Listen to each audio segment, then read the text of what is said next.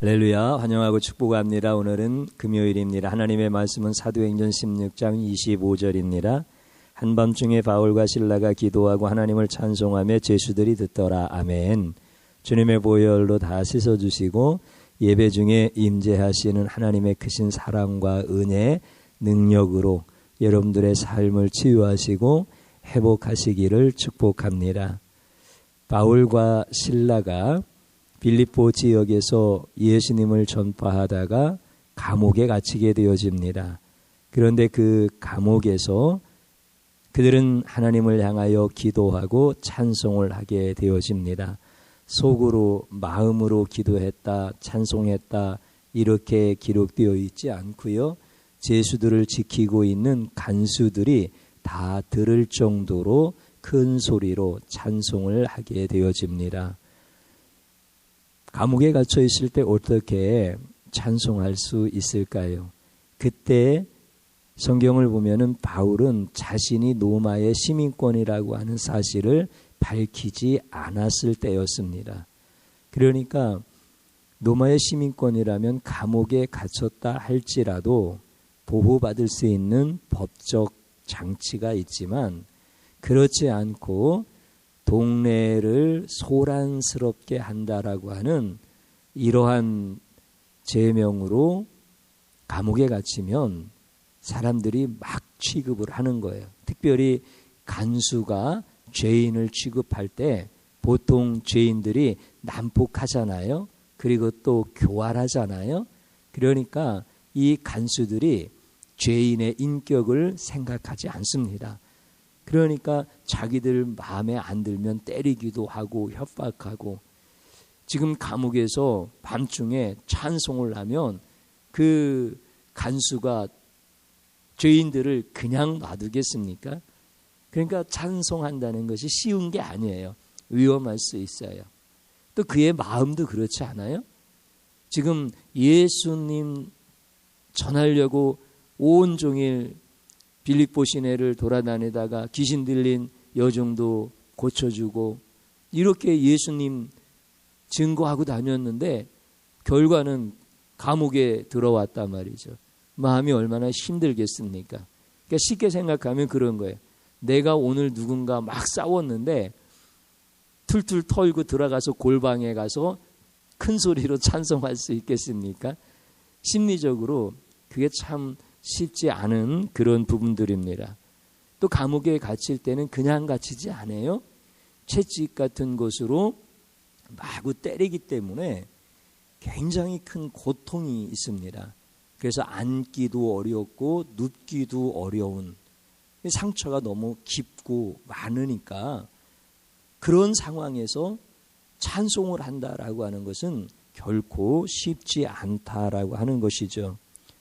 이런 때는 하나님의 사랑이 느껴지지가 않아요.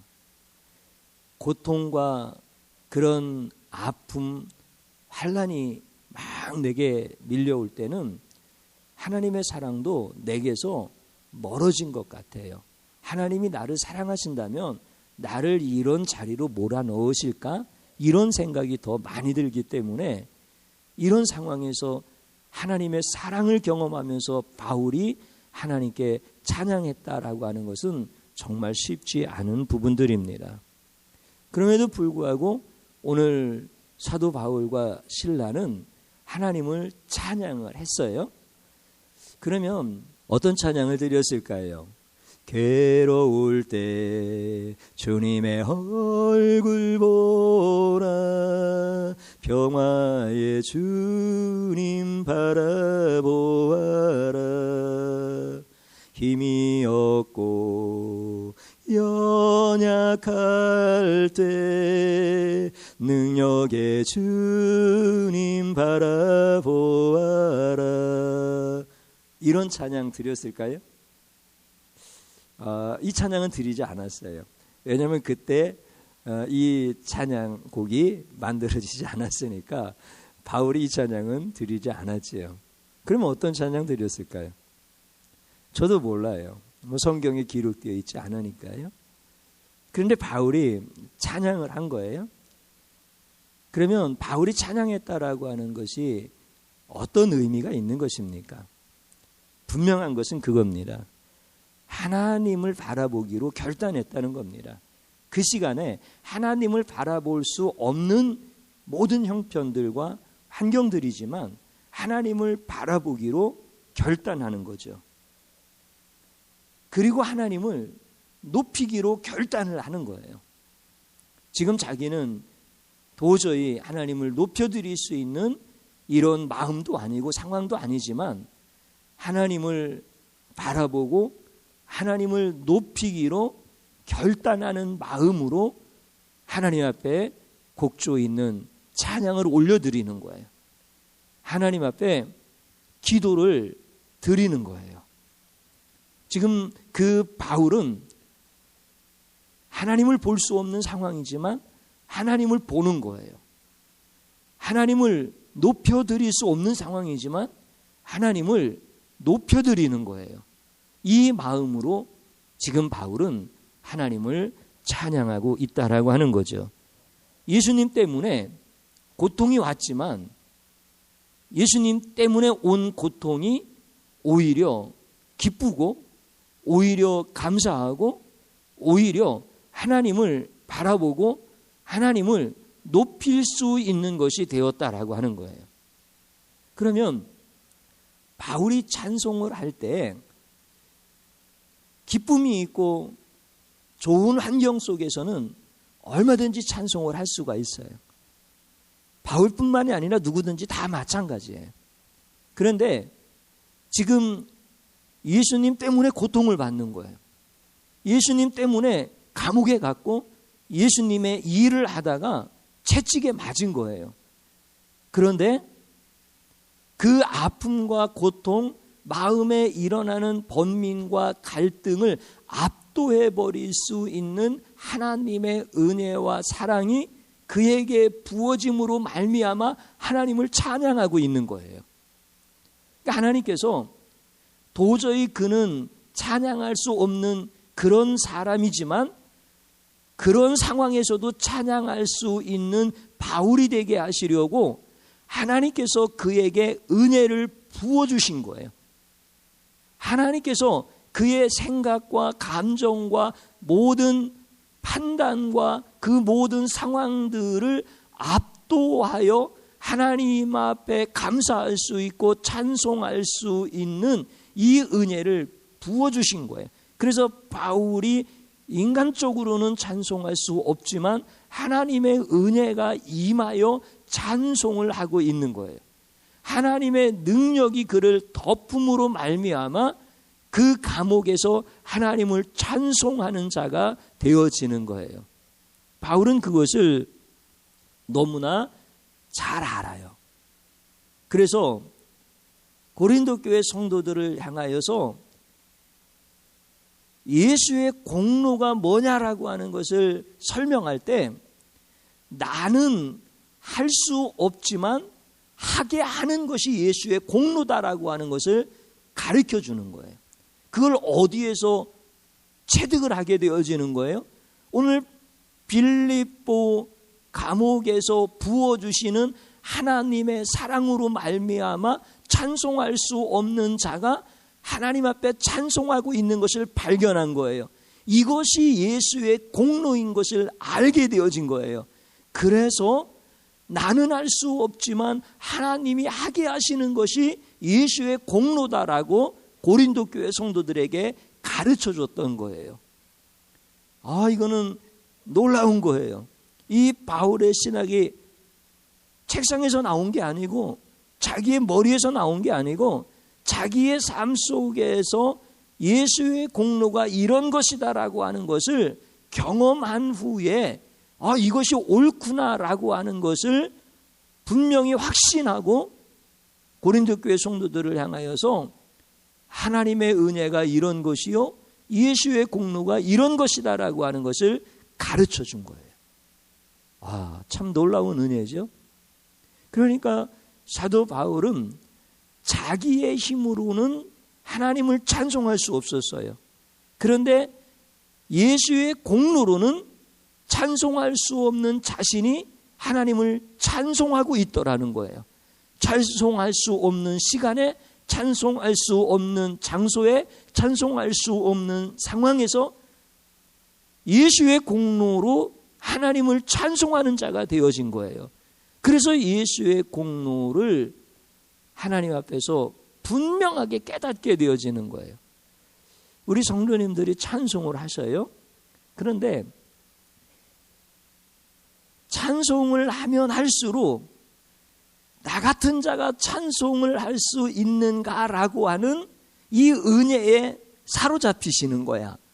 그래서 내가 찬송할 수 있는 시간을 주시고 내가 찬송할 수 있는 장소로 인도하시고 나 같은 사람이 찬송할 수 있는 것은 예수의 공로다라고 찬송을 드리면 드릴수록 이 고백을 하시는 것을 제가 보는 거예요. 그런데 예수의 공로를 알지를 못하면 일주일에 한 번 찬송하는 것도 시간이 없다고 그래요. 찬송가를 4절까지 부르고 난 다음에 더 반복하는 것은 너무 힘들어요. 예수의 공로를 모르면 시간이 없는 거예요. 예수의 공로를 모르면 내가 하나님 앞에 찬송하는 것이 마음에 부담이 되어지는 거예요. 그런데 예수의 공로가 임하니까 내가 찬송할 수 없는 상황에서 찬송을 하더라는 거예요. 이게 예수의 공로를 아는 자와 예수의 공로를 모르는 자의 차이입니다. 그렇기 때문에 예수의 공로를 알면 예수님께 집중하는 거예요. 찬양은 예수님께 집중하고 찬양은 하나님께 집중하는 거예요. 기도는 하나님께 집중하는 거고 예수님께 집중하는 거예요. 그러면 내가 하나님을 향해서 집중할 수 있나요? 그렇지 않습니다. 내가 하나님께 집중할 수 있는 것은 하나님의 공로예요. 예수의 공로예요. 예수 공로 아니면 나는 찬양할 수 없는 자리에서 찬양 못해요. 찬양할 수 없는 마음을 가지고 찬양 못해요. 그런데 예수의 공로를 알기 때문에 나로 하여금 찬양하는 자리로 가게 하시는 거예요. 찬양을 할 수 있도록 예수님의 공로로 나를 이끌어 가시는 거예요. 그러니까 찬송을 하다 보면은 또 은혜가 임하는 거야. 그러니까 예수 공로 알면 예수께 집중하는 찬양을 하고 그러면은 예수의 은혜가 더 크게 임하고 예수 공로를 모르면 예수께 집중하는 찬양을 못하는 거고 그러면 있는 은혜도 다 사라지는 거예요. 우리는 어떤 삶을 살아야 하나님께 복을 받은 사람입니까? 예수 공로를 알므로 나는 찬양할 수 없지만 찬양하는 자리로 나가는 거예요. 나는 기도할 수 없지만 기도하는 자리로 나가는 거예요. 그러면 예수 공로를 아는 자에게 은혜를 베풀어 주시는 거예요. 그래서 예수 공로를 알면 예수님께 집중하고 예수님의 공로를 알면 예수님께 찬양하고 예수 공로를 모르면 자신의 고통과 아픔에 포커싱을 하는 거예요. 자신의 아픔과 고통에 집중을 해버리면 그 시간에 은혜를 주시는 게 아니에요. 오늘 사랑하는 성도님 여러분, 여러분들은 예수님의 공로를 아시는 분들이야. 그래서 여러분들이 힘들고 어려운 상황에서도 예수님께 집중할 수 있는 그 예수님의 공로를 알기 때문에 찬양을 하는 거예요. 기도를 하는 거예요. 오늘 이 밤에 찬양하십시오. 이 밤에 기도하십시오. 우리는 예수 공로를 모르는 자가 아니라 우리는 예수 공로를 아는 자들이에요. 그러므로 여러분들을 우리 주님께서 찬송하게 하시고 기도하게 하시고 그리고 기적이 일어나게 하시고 승리하게 하시는 줄로 믿습니다. 저를 한번 따라서 해보시기 바랍니다. 내 자신의 아픔에 집중하다 은혜 받지 못한 죄를 용서하소서. 아멘. 진실하게 회개하는 거예요. 또 한번 따라서 해보시기 바랍니다. 고통을 압도하는 예수님의 사랑을 부으셔서 찬양하게 하심을 감사합니다. 주님 한번 부르고 기도합니다. 주여 감사드립니다. 오늘 우리가 주님 앞에 집중하게 하심을 감사합니다. 찬송 못하는 나를 찬송하는 자가 되게 하시려고 죄를 사하여 주시고 의롭다고 인정하여 주시고 하나님의 자녀 삼아 주신 것 감사드립니다. 이제 내가 마땅히 찬송 드려야 되고 쉬지 않고 주님을 향하여서 기도해야 되는데 그러지 못한 아픔의 그 연민에 집중하다가 하나님께서 주신 은혜를 놓쳐버린 죄를 용서하여 주시옵소서. 내게 있는 은혜가 되어져야 되는데 내게 주신 은혜가 더 폭발적인 은혜가 되어져야 되는데 내 현실만 보고 내 아픔만 보고 이렇게 미련하고 악하여서 예수님을 찬양하지 못하고 예수님께 집중하지 못한 죄를 주님 용서하시고 주님 보혈로 씻어주시옵소서. 내가 찬송할 수 없는 환경에서도 그 모든 상황과 마음과 모든 감정과 생각을 압도하는 예수님의 사랑을 부어주셔서 찬송하게 하여 주시니 감사드립니다. 오늘 이 밤에 기도하게 하시고 오늘 이 밤에 찬송하게 하옵소서. 골방에서 찬송하다가 예수님 만나게 하여 주시고 운전하다가 찬송하고 기도하며 우리 주님께 모든 집중하는 삶을 살게 하여 주시고 우리의 모든 삶의 자리에서 예수님이 찬송하게 하신 그 공로를 찬양하고 예수님의 공로로 찬양하다가 기적을 경험하게 하시고 우리 하나님께서 하시는 그 모든 일들을 찬송하게 하여 주옵소서. 예수님의 이름으로 기도드리옵나이다. 아멘.